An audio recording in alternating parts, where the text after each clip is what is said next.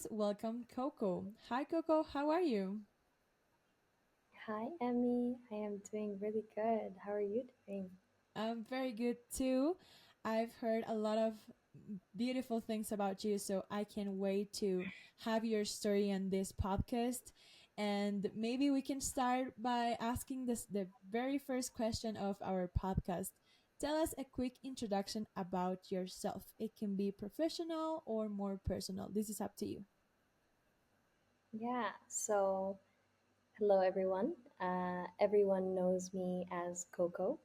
I was born in a beautiful country in East Africa called Eritrea, and I was fortunate enough to grow up and have my education in Canada, where I realized that after coming back to the motherland, after coming back to the African continent, I realized that this is where I want to stay and this is where I feel at home. I guess, if anyone knows me, they would know that I'm a nerd at heart, and bliss to me is feeling like I have nothing left to do on my to do list and curling up with a good book and just spending time learning. So that's me. Thank you so much for this lovely answer. I really want to dive now into your onboarding experience into Web3. So, can you share with us how was your journey into Web3? What were you doing before and what motivates you to explore the blockchain technology and some, I don't know, insights about this path along the way? Right. Yeah, good question. So I always credit my journey and my introduction into Web3 to a fellowship called Kernel. It was born out of the Gitcoin ecosystem. Um, and At the time, I was working for a fintech startup. I didn't really know much about blockchain at all. I had heard about things like Ethereum and Bitcoin, but I always said, like, these are for finance people, not for me. And I always pushed it to the side. But while I was working in the fintech startup ecosystem in Toronto, in Canada, Toronto, Canada, I met someone very special, who really shook me into understanding that Web3 was much more than DeFi and much more than the financial trading that I assumed that it was, and encouraged me to get into Kernel. Thank you, Tien, for pushing me, for shaking me into my love of Web3. I went through the kernel program not knowing a single thing, not ever like opening up a wallet, um, and dived right into the principles behind blockchain. Is a very unique experience. It's an online community. It's an 8 week long virtual fellowship where the main thesis is to gather around the content for the week and actually have kernel conversations. So it's like learning in community, learning by speaking, learning by meeting and interacting with other people. And so there's like a reading every week. And then you go and you discuss and you meet people from all over the world. And honestly, that changed my life. Every kernel fellow is encouraged to have a kernel project.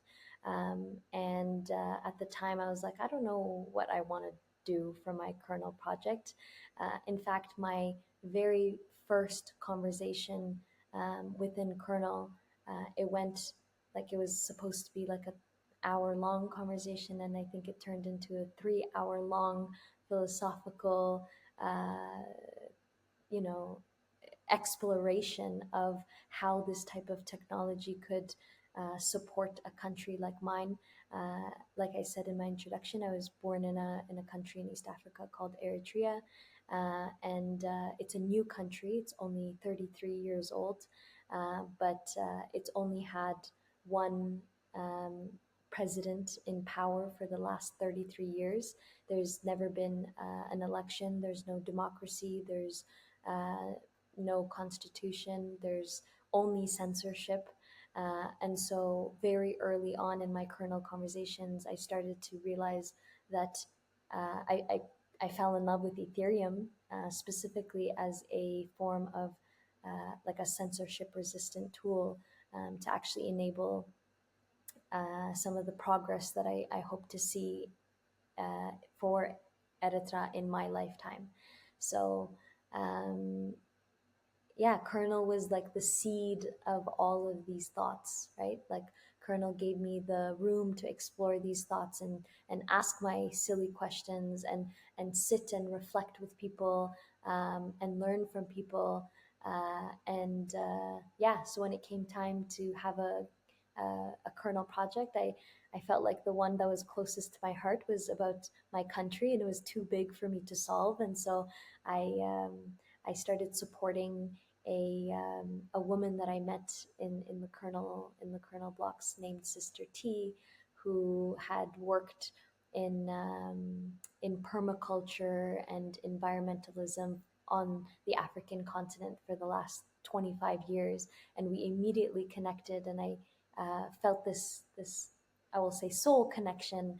And so I started to support her in her kernel project, which was a NFT music tree planting project in the coast of Kenya.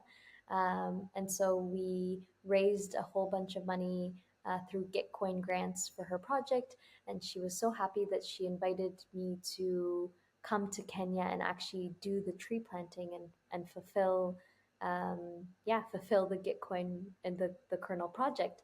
And so I said yes, and I went.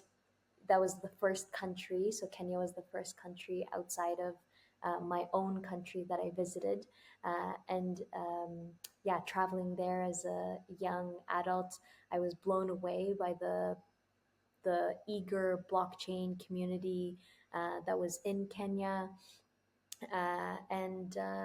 Yeah, from then on, I just started getting more involved, and I wanted to start contributing to building a community. And at the time, some people were getting together for the first Eat Safari event, and so I started by contributing to the group chat and sharing my thoughts. And fast forward 3 years later, I now lead the hackathon of Eat Safari, which is the largest Ethereum focused hackathon and conference on the African continent. So super thrilled to be here because I'm sitting here back in Kenya. I just arrived today. And yeah, I'm getting excited and ready for the third edition of Eat Safari coming up this weekend. Oh my God. So I really hope that you had an amazing experience this weekend and we wish you the best of the luck. So Thank you. I'm going to need it. I'm sure that everything is going very well. It is very nice to talk to people like you because whenever I speak with people, I can realize their passion towards what they do, and I see that in yourself. So congratulations for that because I know that you're doing from the bottom of your heart, and that's like the best gift that you can give to this community, like to give all your love and passion towards Yeah. your And I'm projects. grateful that there's um, this this this foundation that I'm able to contribute to. So it's like two-way street. Like I am ultimately grateful that I get to explore my Yeah. passions in this way as well. No, it's amazing. It's amazing to hear that. And you've mentioned the African blockchain community. You were saying a little bit of the sneak peeks about Safari. But I want to know, how do you perceive the growth and development of the blockchain community in Africa in these like 3 years that you've been into this ecosystem and community? So, what unique opportunities or challenges does this region face in adopting blockchain technology that you seem that it's like super interesting to highlight in Yeah. this podcast, in this episode? Where do I begin? So I I always like to start off by saying that in Africa there are immediate real world use cases of blockchain. And we see that with something like stable coins, of course. But we also see that in terms of how, and so I can kind of speak specifically about Kenya, and then I can kind of go broader into the other countries on the continent. But um, in Kenya, there is a really well developed mobile infrastructure. So people have kind of quit cash years ago and are using mobile transactions on a day to day basis. And so, in terms of an adoption perspective, you know, going from mobile banking and mobile money and like just adopting crypto is just like a zero point 0.5 step. It's not like a full leapfrog where I have seen other countries really struggle with like how do you actually onboard and how do you actually get users to understand what this type of technology is. Whereas here in Kenya, whether it's the supermarket or the person that's selling corn on the corner of the street, everyone uses this mobile infrastructure, right? And so, in terms of adoption, there's just this breeding ground for understanding the utility of blockchain and also understanding how to use wallets and how to actually onboard and how to use crypto on a day to day basis. I think that um, so the theme of this year's hackathon is based on a book called The Prosperity Paradox, and it highlights the three key areas that innovation could. Um, it basically highlights the three key areas that innovation is needed in order to uplift any nation out of poverty and actually uh, help with its prosperity. And so these three key areas are infrastructure, education, and healthcare. And so something that I think is still it's like a unique challenge here is the education aspect. Um, Not that there isn't any education, it's that we need more education, we need better quality education, we need education at every single step in a user's kind of journey into this ecosystem, right? And so with Eat Safari, it's really great for awareness. It's really great for just like gaining people's interest. But like, I'm not going to teach people how to actually build, right? It's through the hackathon and through mentors and through these educational cohorts that these educational opportunities are being presented. But that's not enough, right? Like we need more education at every single point to meet people where they are. And I think that I don't think anywhere in the world really has this really figured out, especially in terms of Web3. But something that I'm really keen on focusing on is that type of education. And so I guess like to kind of give a summary, right? So it's it's there is so much eagerness, willingness because of these real world use cases. When you're in a country like Nigeria and your currency, your naira, if you keep it in your bank account, um, is you can see it decreasing by the day. And even here in Kenya, like the rate, the U.S. exchange rate, like fluctuates constantly.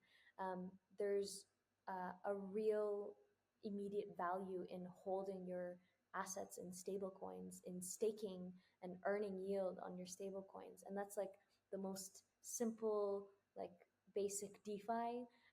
And then there's everything else that you can build on top of that. So there's there's eagerness, there's willingness.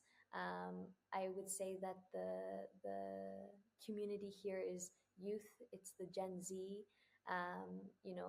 Our hackathon is like 80. I think I'll check like the current stats, but like almost at 80% of hackers are between 18 to 24, right? So it's like that very young, fresh out of school, looking for their economic opportunity, really like able to build, doesn't have a lot of responsibilities, and like is really focused on learning. So that's also like um, it's both a challenge, right? Because with with with being young, that there's this sense of naiveness and not understanding the rest of the world, and so sometimes when you jump and don't know anything about Web 2 and then you go straight into Web 3, you forget like how the real world works, right? And we're building this futuristic world, and we're gonna get there, but sometimes you kind of have to know what the real world looks like as well, right? So yeah, that's both a blessing and a curse, I think. Oh, I think I'm really eager to be in the African like ecosystem because like I've heard a lot of good things about the African blockchain community, but as you were saying, like these Gen Z is ready to take the world, and I think that that's a really good focus that we can like Mm-hmm. give into this episode. So I want to dive a little bit further on the Safari DAO like story. Like could you explain to the audience what is Safari DAO? What is ETH Safari also? And what inspired you to join it? So I really want to know like what goals does Safari DAO aim to achieve, and what are the next plans that Cool, you I love are this. So planning to do? I would describe Safari DAO as a DAO in training, uh, that is a community focused, community enabled, um, group of people that want to see uh, Web3 things happening on the continent. And so um, I was lucky enough to join Safari DAO very early in its kind of infantile stage, and before it was even properly defined, I guess. Um, but yeah, I remember in Kernel learning about decentralized autonomous organizations, and I thought it was like this very futuristic thing that I just so intangible. And then it's like, oh, it's just a Telegram group chat with the multi sig, and we do things together. And so I think Safari DAO has really evolved over the years, right? It's been around for 3 years now. So in like DAO lifespan, I think that's a lifetime. Like that's like dog years. But the primary focus of Safari DAO is building a strong Web3 ecosystem in Africa, uh, and building the future of Web3 through Africa, right? So it's like how can how can we get more developers to understand this type of technology? How can we have unique experiences, right? So Eat Safari was really born out of the problem that there's all these Web3 events happening all over the world. Like there was Eat Denver and Eat CC, but like when you have an African passport, how do you attend these events? It becomes really difficult with visa issues. And so it's like, we can't go to those events. Well, can that energy come here, right?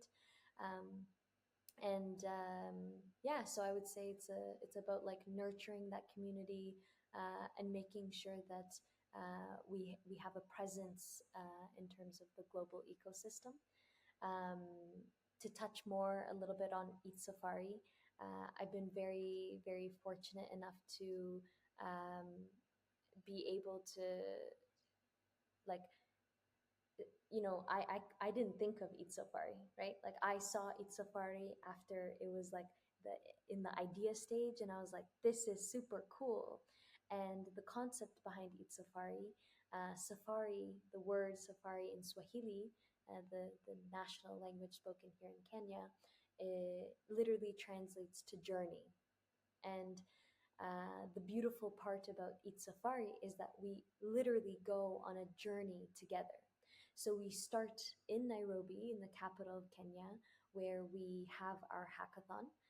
So this year it's going to be Sunday, September 8th through Sunday, September 11th. And so we have a 24-hour 7 space where hackers can co-work and build, and meet people and create teams and innovate and do all the workshops. And then all the attendees get on a train ride together, and we actually journey through the coast to the coast, so from Nairobi to the coast of Kenya. And it's this literal safari experience. Like, if you're lucky, you get to see all the top five safari animals. So you get to see the zebras, the giraffes, the elephants. And so you're literally going through nature. And then we have our conference in the coast, in a beautiful beach town called Kilifi, which actually has one of the longest blockchain based community inclusive vouchers. It used to be called currencies, but vouchers, which is like, the first thing that I learned about in Kernel is about, like, the first topics that I got interested in were about governance, about like universal basic income, about like how to enable, like how to help communities actually use this type of technology as an alternate way to kind of depeg from typical fiat currencies. And so yeah, so we actually like are the coincidence, right? So we go to the place where there's not really much blockchain in the rest of Kalifi, but some of the oldest blockchain based community inclusive vouchers are actually like in Kalifi, in this beautiful small town. And we have our conference at this really beautiful outdoor venue. It's called Beneath the Baobabs. And we like to do something called barefoot networking at Eat Safari. So it's like, take your shoes off, come as you are, be in nature. And so it's like your typical like panels and conferences, conference style speakers, main stage, speakers and all of that fun stuff. You can tell, like, I'm not a fan of conferences, but the beautiful part is that we're doing it outside in nature, right? And that makes the experience that much more unique. So and that's like a core component of Safari DAO, which is like, how do we create these unique experiences for people to get together, make lasting memories, and change the trajectory of the Web3 ecosystem on this continent?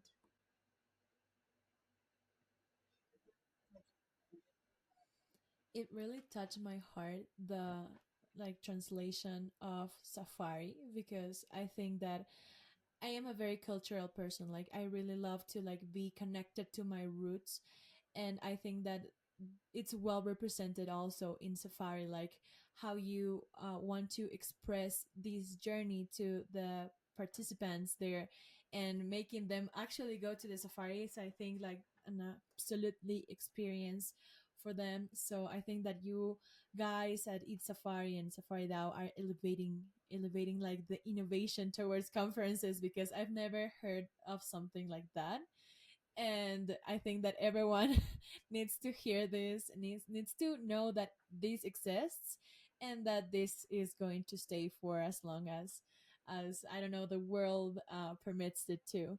So no, thank you so much for this. I think it's really good to have a spotlight into these type of events that are doing outside what we actually know, the actual events that are very popular and that are very hyped about.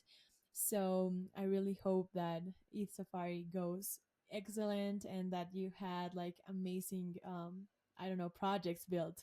So that's one of my wishes Asante, for you asante for this sana. weekend. Yes, thank you so much in Swahili. Ah,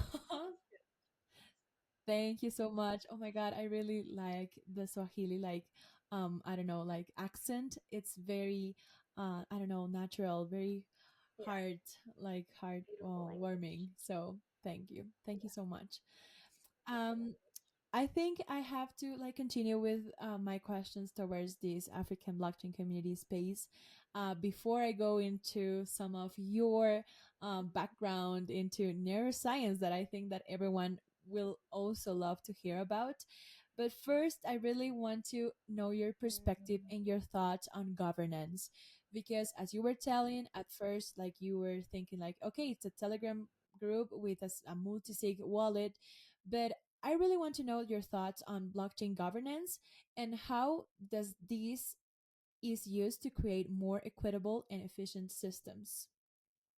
I think about governance a lot, mainly because, like I said in my introduction, that is the thing that made my heart um, gravitate towards Ethereum and towards blockchain and towards a decentralized way of having governance, right?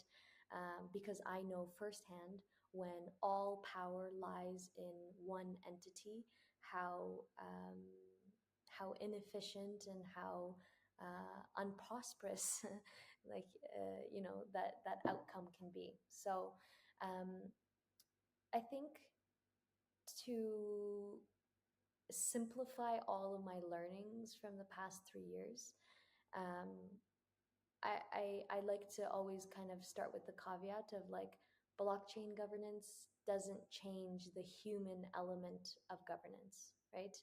Um, in order for us to participate in governance, we have to participate as ourselves as humans. And as humans, we have emotions and we have fears and we act on those things and we make decisions based on those things. And so the beautiful part about blockchain based governance and I guess the ecosystems that I know well in terms of governance are like the optimism governance ecosystem, a little bit of ENS and Celo now joining the super chain. And so by studying all of these different groups, I've realized that, okay, so we're all humans, we all have friendships and biases and we make decisions based on our human brain. But we can create structures that eliminate some of these biases in order to create a more equitable opportunity for more diverse voices to get involved.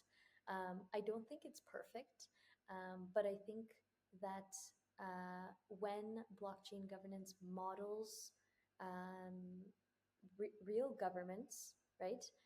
And tries to learn from them, that's when we actually get like the best results, right?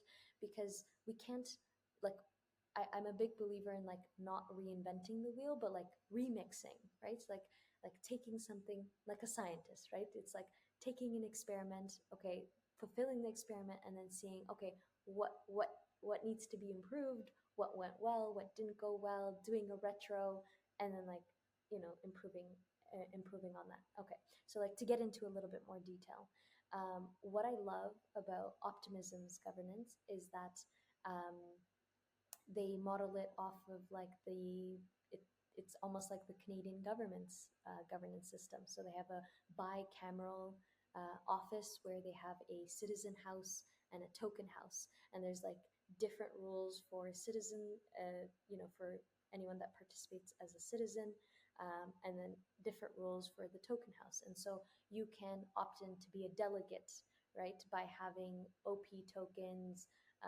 and those OP tokens are um, um, give you the ability to vote, right? And so to me, already that's like transformational, right? Because my baseline is like no one gets to vote, only one person gets to make a decision. And so um, I think that when you like basically what I love about optimism's governance is that there's a cycle, there's a structure, there's like, this is what the next 6 months look like, this is what season 6 is about, and like everything in season 6 is about these things. Let's focus, let's put our heads down and like really do this. And then you reiterate, right?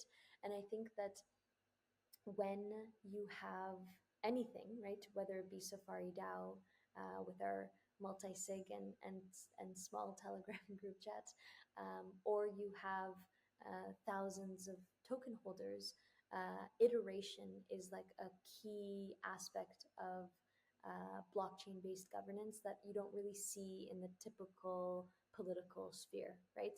How long does it take the U.S. government? Okay, I won't talk about the US, but like how long does it take any government to make any changes? it almost never happens, right? I grew up in the capital of Canada. It's like a government town. We always joke that it's like very slow, very bureaucratic. Um, and that's just not the same with blockchain based governance. Okay, and then the next part of it that's like super cool for me is the voting, right? Something that we talked about Africa's challenges. Africa's biggest enemy is corruption, right? Like we have a huge corruption problem in Africa, and blockchain based governance solves that. Right? If we were to tie our identities to our voting power, enable blockchain based voting, enable on chain voting mechanisms, um, we would we would see at least more fair results. That's my conviction, right? And so it's one part like iteration and the constant evolvement, but it's the second part of it is like, okay, well, the real value in Bitcoin is its history. It's the distributed ledger, the thing that we can all prove is true, right? Whether you're in Singapore or in Nairobi or in Eritrea or anywhere. So it's like, how can we use that same level of trust in technology and not trust in humans and apply it to governments? That's the next step of like Africa's evolution that I'm actually super excited for, right? Like, where's the proof? Where's the reality? Where is the non corrupted elections? Sorry, not sorry, right? So,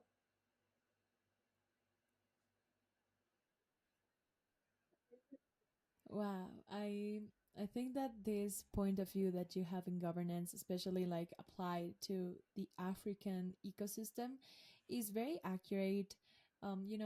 Things here in our like governance, like actual government, takes some time to do. So I think that I'm also really, I don't know, part of what you are saying. I think that governance is in blockchain ecosystem something very important that I'm eager also to see in other countries, like maybe expanding. So thank you so much for that. I really want to change shifts because I think that this is something really cool that I want to know about, and I think that the audience will also love to hear about you. Is about this background of neuroscience. I saw in your Twitter that you like have this neuroscience like tag there, and I want to know how did you first become interested in neuroscience and if you see any potential intersections between the neuroscience space and the blockchain space. anyone who meets me in real life could probably know that I can talk about neuroscience for way too long. So I spent a long part of my life studying the brain, studying the anatomy of the brain, like, and I'm constantly thinking about what our brain is doing at any given moment to process all of the thousands of stimuli that come in on a daily basis, right? Um, so I studied neuroscience in my undergrad, really aiming to go the the pre med path. And like after working in a hospital for many years, um, I realized like pharmaceutical entity, like what a pharmaceutical entity that the hospital was, and I realized like this is not really for me. And But I always really loved the human brain. I was fascinated by how we make decisions, how we interact with others, the neurochemistry of our brain. Um, I got actually super interested in learning and memory, in addiction and how to support people with addiction. Um, and all of that relies on this beautiful organ that we have. So recently, um, Lex Friedman launched an episode. I think it was his longest episode. It was an 8-hour podcast recording with Elon Musk, um, the the I forget his name, but the other founder of Neuralink, and then also interviewed real patients that actually have Neuralink.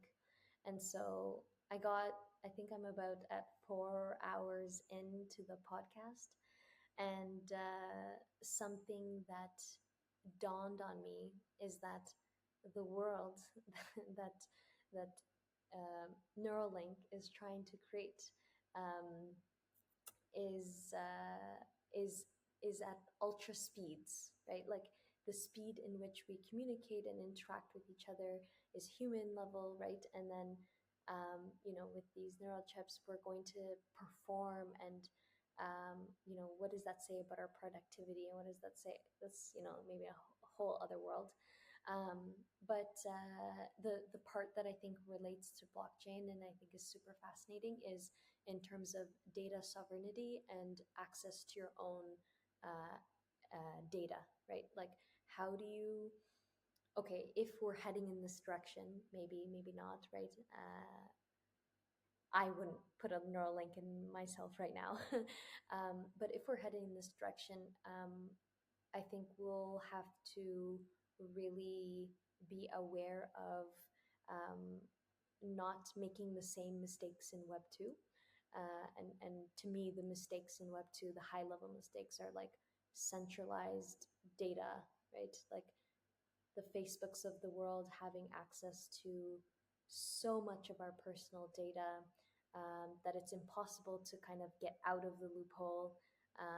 And for me, when I think about the intersection of like blockchain and neuroscience, I think about, okay, if we're really heading in this direction of like, okay, we're going to perform at ultra high speeds because of these chips, okay, like how can we make sure that there's no huge entity that conglomerates all of this data about each one of us?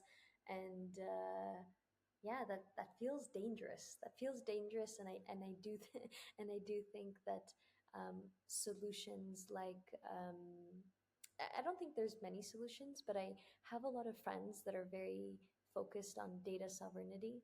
Uh, one of which I got to meet in Argentina a couple weeks ago. They're working on like a super cool AI pendant that like records all of your conversations, but you get to keep your data and own your data. And I think that that's where blockchain can actually have an impact, right? Like whether it's on chain or off chain, I think like even the cooler part is like how can we store this data that we have, this very personal data off chain, and only allow people to interact with it um, based on whether we approve or not, or things like that, and we can verify who has access and timestamp, and you know I think that there's so much ideation there, right? Like I could probably talk about this again for hours, but I don't think that there's like one thing that I'm like sure of in this intersection. But these like keywords of data sovereignty like really come up for me when I think about this intersection. I really love this perspective that you had, and I believe that you're giving like some insights to the audience to maybe create something with these uh, two technologies that I think that will be really good if they combine together. So I think it's very interesting what you're saying. I'm also going to invite people to follow you on your social media accounts because I think that you have a lot of good content that you can put out there for people to know about neuroscience. I really am captivated by it, so I'm definitely going to read everything you do if you had the chance to like do some blogs and stuff. And I think that that's awesome. So it's a call to action. I'm already inviting you to write something, and I'm going to invite people to read it for you because I think that you have strong opinions about this. And I think that that's really important in this community because you give light to people and you give hope also to like combine whatever they want because there's also a way out with blockchain. So I think that's really cool, like to see in Wow, this Emmy, thank type of you. space. It's so sweet. No, thanks to you, Coco. Right now, we can head out to our last segment of this episode, that is gender and inclusivity in Web3. So I think that I want to ask, like, maybe you don't have the stats yet, but I want to like know in this hackathon that you're hosting, like, if there's some percentage approximately that you can give about women participating, and how do you see the participation of women in the African blockchain community? Do you think that it's still growing, or do you think that it's like better, getting better each day, or do you want to invite even more people here to Yes. be in this So ecosystem I with you? am super proud to say that I think Africa is leading the way in terms of women being at the forefront of development, right? Like, I think there are some of the best women builders. I think that they are, there's like two sides to the coin, right? Which is, um, I think that there's this systematic problem, and it starts very early, where we don't push young women into STEM fields. And because of that, they don't choose programs like computer science. And then, of course, there's only going to be two women in computer science class versus like hundreds of guys, right? And of course, when I go to Web3 events all over the world, I am one of very few women. Um, but I don't know if I can. I don't know if there's a cause, right? To like, I think that there's a lot of community activation here in Africa amongst the women, and I think that there's like a lot of builder talent, and then there's a lot of non-technical talent that I think are equally as important in like shaping the this entire ecosystem. And in Africa, there's a lot of it. So. Um, I think what I'm kind of eager to see more of is women getting soft hard skills, right?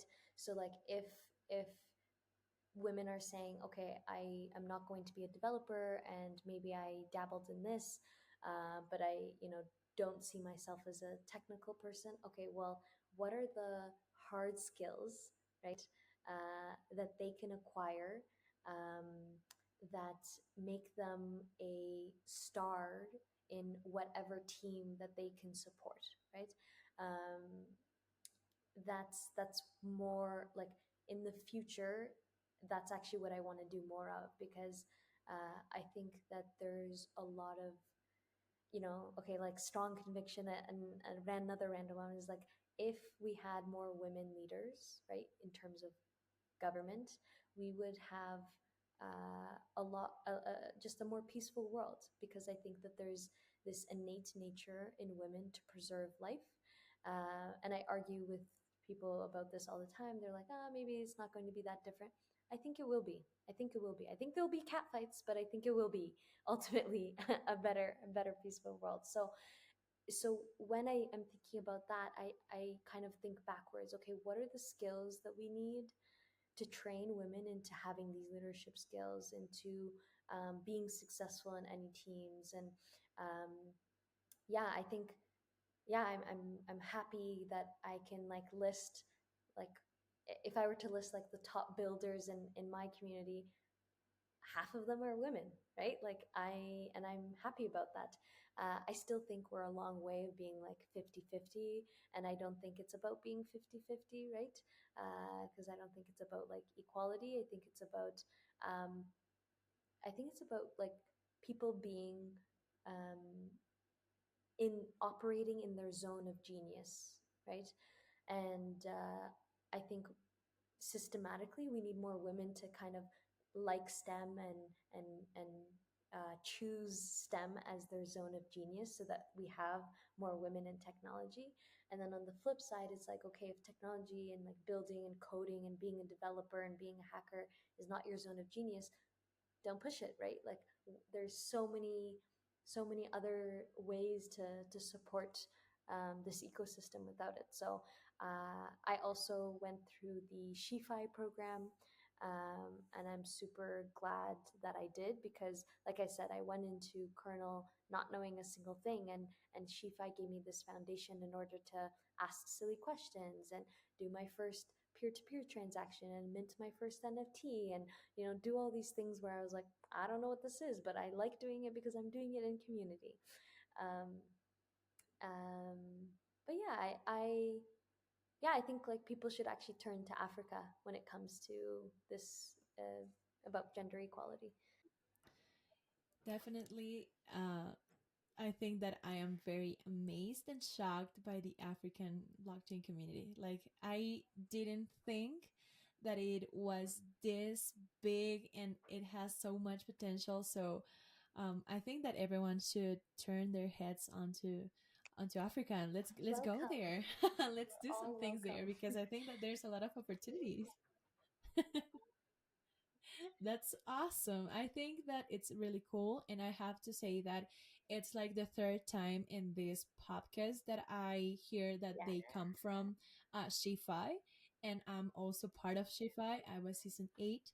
So a huge, like, I don't know, kudos for this community also, because I think that if we have some type of support when where you can ask what you were saying, silly questions, I think that people will be more willing to be in this ecosystem. So I think that it's really good to hear that there are spaces and safe spaces also within the blockchain ecosystem for doing this.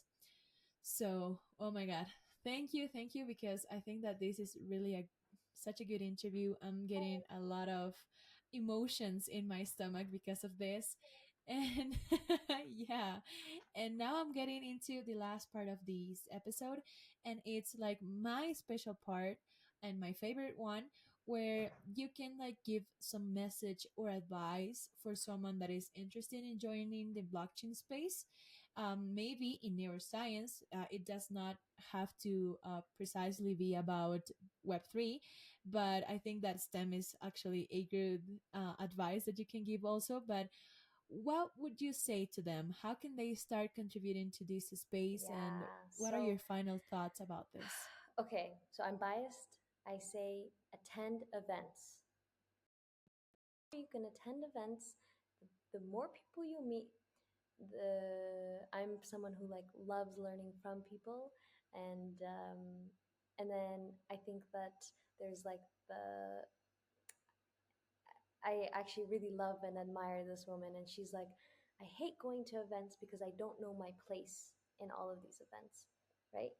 And to that, I say, okay, before you're ready, have a project. Before you're ready, have a project, right?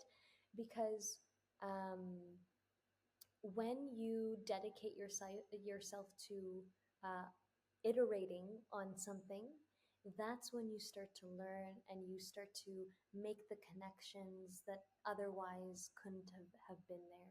So, um, yeah, attend events. My favorites are hackathons. I wonder why, but I think hackathons are the perfect place to meet people quickly, people that are eager to build, that are eager to brainstorm and like solve problems. You get to build a project in a short, a minimal viable project in a short amount of time. And whether you continue with it or not, but it's like you have something under your belt. And you know, um, then you're able to say, oh, look, like I have done this. And like I said, like join communities like Kernel, join communities like Shifi. I think though without those two communities, I wouldn't be sitting where I am today. Um, and yeah, I'm super grateful for those. So of course, for me, it's like I would advise those all over again. Like those are the best experiences. Um, yeah. And then last thing, actually, I have a group chat with some friends that I have from Shifi. There's like a small group, and we just keep each other up to date, and we ask each other the silly questions, and we When there's a job opening, we tell each other, and we, and we push and we motivate each other in this realm, right? So we're very open with our goals. And I think when you have people like that, just a few selected people that you meet along the way, keep them and cultivate um, that like um, that dedication towards what you want. So